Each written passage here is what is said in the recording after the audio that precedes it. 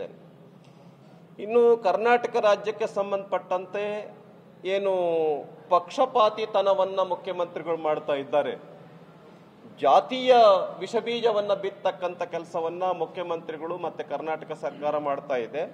ಉದಾಹರಣೆಗೆ ಕರ್ನಾಟಕದಲ್ಲಿ ಭಾಳ ಹೆಮ್ಮೆಯಿಂದ ನಾವೆಲ್ಲರೂ ಕೂಡ ಪಾಲ್ಗೊಳ್ತೇವೆ ವಿಶ್ವವಿಖ್ಯಾತ ಮೈಸೂರು ದಸರಾ. ಅದರಲ್ಲಿ ಬೂಕರ್ ಪ್ರಶಸ್ತಿಯನ್ನು ಪಡೆದಿರ್ತಕ್ಕಂಥವ್ರು ಕರ್ನಾಟಕ ರಾಜ್ಯದಲ್ಲಿ ಈ ಬಾರಿ ಇಬ್ಬರಿದ್ದಾರೆ. ಒಬ್ಬರು ಬಾನು ಮುಸ್ತಾಕ್, ಇನ್ನೊಬ್ಬರು ದೀಪಾ ಬಸ್ತಿ. ನಮ್ಮ ಮುಖ್ಯಮಂತ್ರಿಗಳು ಬಾನು ಮುಸ್ತಾಕ್ ಅವರನ್ನ ದಸರಾ ಉದ್ಘಾಟನೆಗೆ ಕರೀತಾರೆ, ಆದರೆ ಹಿಂದೂ ಆಗಿರ್ತಕ್ಕಂಥ ದೀಪಾ ಬಸ್ತಿ ಅವರಿಗೆ ದಸರಾ ಉದ್ಘಾಟನೆಗೆ ಕರೆಯೋದಿಲ್ಲ. ಯಾಕೆ? ದೀಪಾ ಬಸ್ತಿ ಹಿಂದೂ ಅನ್ನೋ ಕಾರಣಕ್ಕೋಸ್ಕರ ಕರೆಯಲ್ವಾ? ದೀಪಾ ಬಸ್ತಿ ಅವರು ಆಕ್ಚುಲಿ ನಾವೆಲ್ನ ಬರೆದಿರ್ತಕ್ಕಂಥವ್ರು. ಅವರು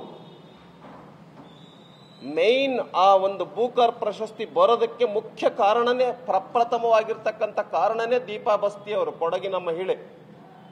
ಇದನ್ನು ಟ್ರಾನ್ಸ್ಲೇಟ್ ಮಾಡಿರ್ತಕ್ಕಂಥ ಬಾನು ಮುಸ್ತಾಕ್ ಅವರಿಗೆ ನೀವು ಉದ್ಘಾಟನೆ ಕರಿತೀರಾ, ಕೃತಿಯನ್ನು ರಚಿಸಿರ್ತಕ್ಕಂಥ ದೀಪಾ ಬಸ್ತಿ ಅವರಿಗೆ ನೀವು ಕರೆಯಲ್ಲ ಅಂತ ಹೇಳಿದ್ರೆ ನೀವು ಜಾತಿಯ ವಿಷಬೀಜವನ್ನು ಬಿತ್ತಾ ಇದ್ದೀರಿ, ಕೋಮುವಾದಿತನವನ್ನು ಮಾಡ್ತಾ ಇದ್ದೀರಿ ಅಂತ ಯಾಕೆ ಜನಕ್ಕೆ ಅನ್ಸೋದಿಲ್ಲ? ಆದ್ದರಿಂದ ಕೂಡಲೇ ದೀಪಾ ಬಸ್ತಿ ಅವರನ್ನು ಕೂಡ ಕರಿಬೇಕು ಅಂತೇಳಿ ಈ ಸಂದರ್ಭದಲ್ಲಿ ನಾನು ಆಗ್ರಹ ಪಡ್ತೀನಿ.